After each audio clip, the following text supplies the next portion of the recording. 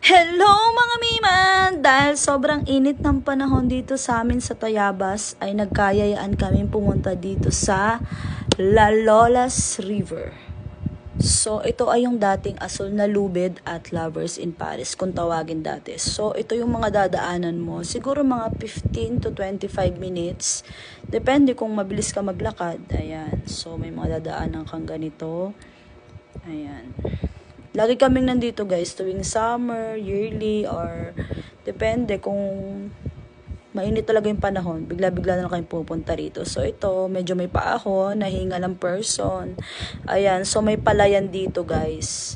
Hindi ka naman maliligaw kasi may mga, ano naman sila, anong tawag dito, sign na nakalagay sa mga, nalalola. Ayan, tapos ito, meron na ring mga hawakan dyan sa gilid, dating wala yan. So, mas pinaganda daw dito ngayon guys. So, tingnan natin. So, ayan, malapit na tayo guys. Natatanaw ko ng ilog. Ayun isang baba pa. So, ingat lang tayo dito sa daan dito ha. Kasi syempre, alam mo naman. Ayan. So, andito na tayo sa La Lola. Andyan si ate, naniningil ng cottage at entrance. So, 20 pesos na yung cottage. Yung cottage, sorry, yung entrance. So, ito na nga, dahil maarte ako, sabi ko sa kapatid ko, videohan mo ako dito. Simula sa labas. So, andyan sina kuya, ate, may munting tindahan dyan. Ayan, may mga inaayos sila dyan. Tapos, ito yung tables na 150. Ayan. So, hindi ko sure kung may overnight na rito, guys, ha.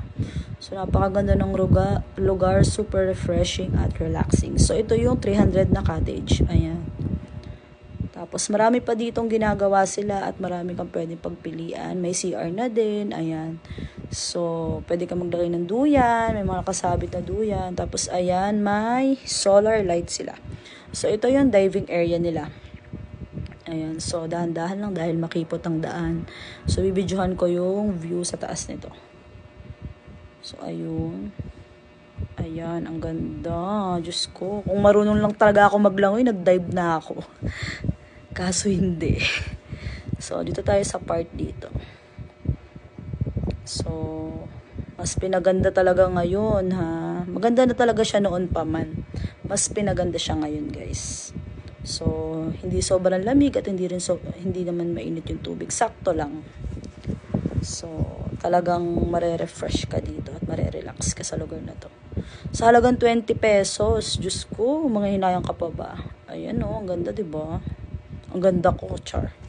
So, dito kami pumesto. Ayan. So, si mother at si asawa. So, ito na yung kapatid ko. Nagsaing na siya. Ayan. So, tamang nagsi-cellphone. Charis. So, may nakapwesto rin doon. Ayan. So, konti lang yung tao nung pumunta kami. Dito na kami kumain sa lapag, guys, para walang kalat sa cottage. So, medyo dumadami na yung mga person. Ayan. So, sobrang ganda rito. As in, nature na nature ang dating. So, yung mga anak ko, ayaw nang magsipag-ahunan. Natutong na naman sila. Ayan. So, punta na kayo dito guys. Dito lang yan sa Lalo Elementary School. May mga banner na nakalagay. Ayan yung banner. Salamat sa mga nanood. Mwah!